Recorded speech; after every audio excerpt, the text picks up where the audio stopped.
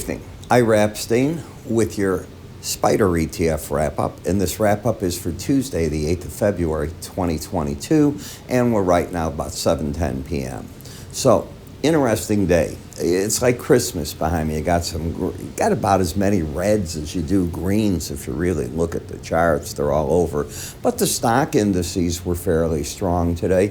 JP Morgan had a great study out about using the VIX in a certain way when it makes a move and what it does to the stock market down the road in terms of gains. I'm going to try to get parts of that, put in my newsletter tonight. Obviously, I'll give all the credit to the person that wrote it and what they came up with. I found it pretty fascinating. I'm always looking for things like that. Remember, we have the live webinar on Thursday. If you didn't get your invite, don't panic. It means I don't have your email address or you've blocked it on your spam. Either way, take your cursor, just move it in here. You'll see everything light up. Click on the icon, fill out the form, away you go. A number of you did write me, which I appreciate immensely, and gave me ideas for the trade, and one of them stood out that I'm going to use. But for the others I didn't use, I'm going to take a number of them and create the charts for you. So on Thursday's webinar, I'll cover a number of those charts. Fair enough? So something for everybody. I appreciate it. And don't forget to hit and like this particular channel. So let's go and take a look at what I'm going to cover. IBM. I didn't even think of covering IBM. It's been around forever, obviously. They've evolved their company. You know, when I grew up, I thought it was International Ballistic Missile, but it isn't. You know what the name is. And in looking at the chart, this is what you call a restructuring, because the market, it's had a few moves, but mostly it's just been waffling back and forth in a $25 range between 112, 137, and if you carry that through, I'm not too far off from there, right? So that's basically what you have on a weekly basis. On a daily basis, the market has been coming up, and when we put the swing line on, you're in an uptrend, higher lows, higher highs. When you look at moving averages, the market got beaten up with everything else at the beginning of the year when the Fed started talking about interest rates and what they're going to do, and of course, anything in tech got the heck beat out of it, along with a lot of the other market. So here's that monster break that carried you from roughly the 142 area to 124. If you go back up, normally you fight more. This thing just popped. It went through the 100, I'll take you right back here, 100, 218-day average, like they didn't exist. Just boom. And it then pulled back, which is logical. It's going to now have to check these things out. When that occurs, it's rare. You normally do some checking. Now, from here, it doesn't have to do too much more checking out. Now the market's saying, okay, I seem to like the uptrend. I like that the 200-day and the 18 are close together. Market's coming up, and this is what you're looking like right through here. This is the Monday. This is today. And we'll see what tomorrow holds. Where's the resistance? Ta-da! What do you do the first time you hit a Bollinger Band? If you're short, you're covering. If you're long, you're getting out there, called covering as well. That's what happened. So I wouldn't be surprised if we get a little bit more of a pullback in this market as it's overbought. Or is it going to embed? Is it embedded? Both numbers were over 80 today. Both numbers were over 80 on Monday, and lo and behold, both were over that on Friday, not Thursday. Today, the market embedded. Have you taken my enhanced Bollinger Band course? Because you've set up for tomorrow conditions where the market might get bought. I'll leave it at that. If you've taken the course, you know what I'm saying. Apple. I still look for churning in Apple. I said after we had this run off fabulous earnings that it probably has to consolidate them. Now, there's no magic amount of time. The market is overbought. If it embeds, I'm jumping on board because I'm looking at a stock that can go to 200 here. Why not? But it's still in the consolidation pattern at this point. In XLF, you have been on a run.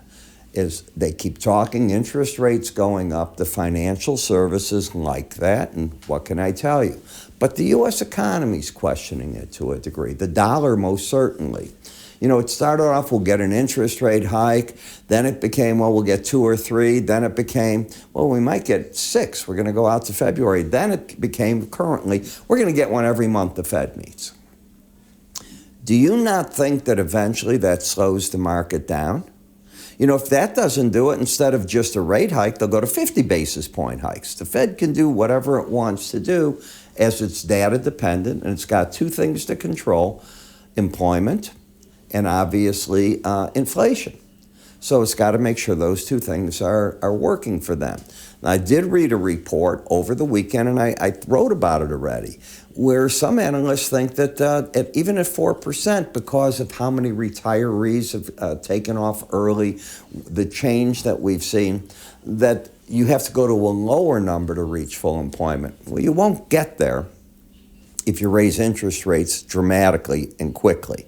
So subdued, way better. Let the economy grow into it. But that's another conversation. In any case, the market seems to be running. The trend's up. For a while there, you were acting like the 18-day average might get under the green, the 100, and now it's caught a skid pad.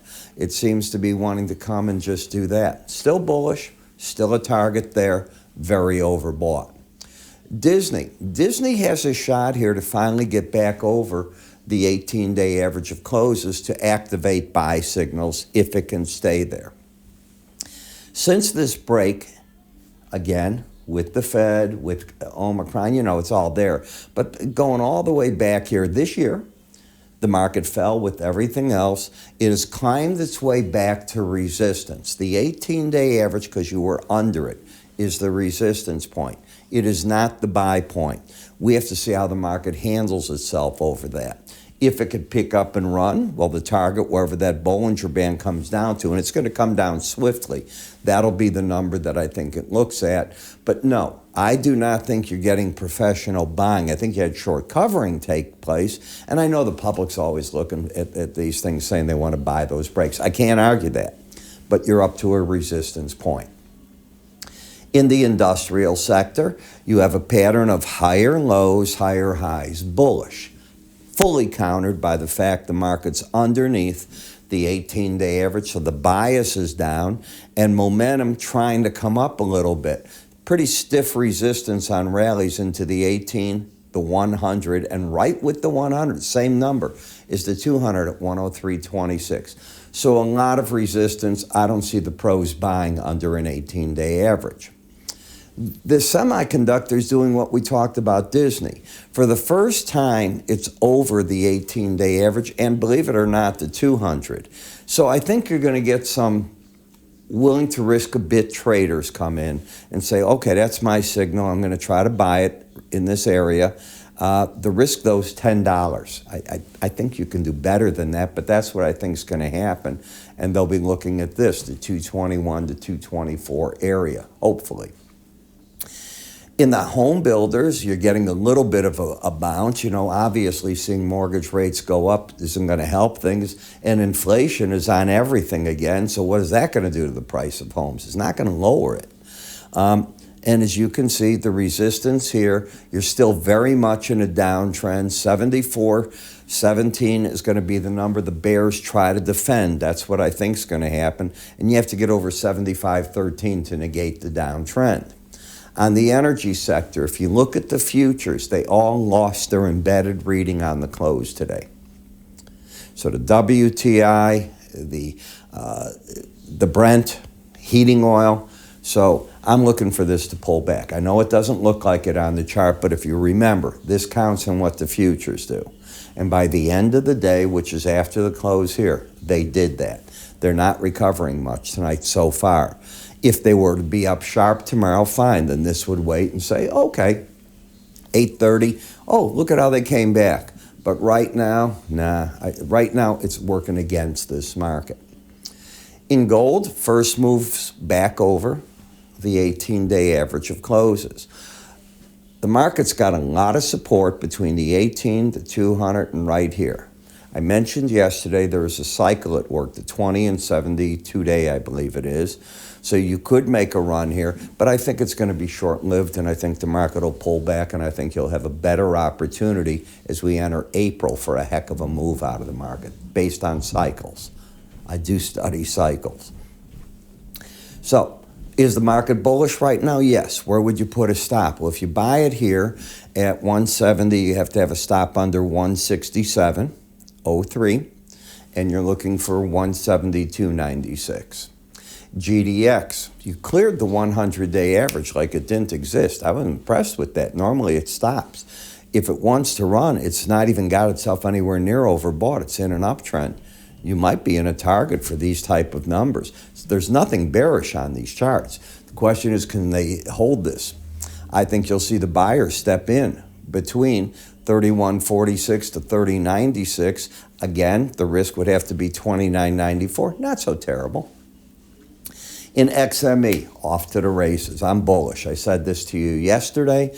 I'm staying with it. Now the question is, how far can it get? Can it reach up to wherever that Bollinger Band comes in? You're already getting a little long in the tooth. You're at a 73 reading. I do not think new buying should be done when you're overbought in the slow stochastics. Copper. I'm a very bullish copper. I just think long-term this copper market's betting on the world getting its feet back on the ground. And if you look at the world stocks of copper, they're depleting. And you got places like Peru where they're fighting opening new mines. They want to shut down existing mines. These are the big producers of it. Keep your eye on it, but I am friendly until the market takes out 37.64. I think the pros are buying this market, looking for higher prices. TLT. This is called that gorilla glue trade. You get down to the Bollinger Band and you don't bounce at all. You just ride the market. One day's under it, next day over it, until it breaks away. That's a sign of tremendous weakness. And last but not least, FXE. And as I said, I think that you got a bit too high here on that big monster surge to the 100-day average. It needs to consolidate, I think, that gain. I don't think it's going to be an easy road to just keep going higher from this point, even though the ECB is talking about raising interest rates. Now, as I said, to me, one of the most important tools is how to work with these Bollinger Bands, and with that, enhanced ones. Take a look at this. Welcome. I'm Ira Epstein, and I'm here to talk about my enhanced Bollinger Band course. Now, many of you have taken my regular charting course, and if not, you might think you know something about Bollinger Bands. As you know, Bollinger Bands are an algorithm designed to keep the market trading within it 95% of the time, and on a chart, it will offer on the top part resistance, on the bottom support, and the idea is the market will travel within them. We know that sometimes it latches onto that band, goes up or goes down. Well, how do you play with that? Can you pyramid the positions off that type of thinking? Well, I've applied all three of these into 13 different videos that teach you my concept of it. And from that concept, you're able to work with weekly charts and or daily charts. The 13 videos, each about 7 minutes long. The idea here is not to put you in school forever, but to teach. Now, if you haven't tried my complete futures research, I throw that in as well. Whether you've tried this or not, I think it's worth taking a look at. I think you're going to learn something from there. That research, by the way, covers twice daily market updates for you and access to what I call window envelope numbers, which I think are very important when looking at these Bollinger Bands. The next part is a trial to our charting software so you can make your charts look the same way that mine do. It's that simple. Where do you go with it and how do you get all this? It's simple. You go to our website, www.iraepstein.com. If you go to the word education, everything you need is answered there. You can also call my staff. They'll be happy to help you get set up. I'm Ira Epstein, on the road to your education.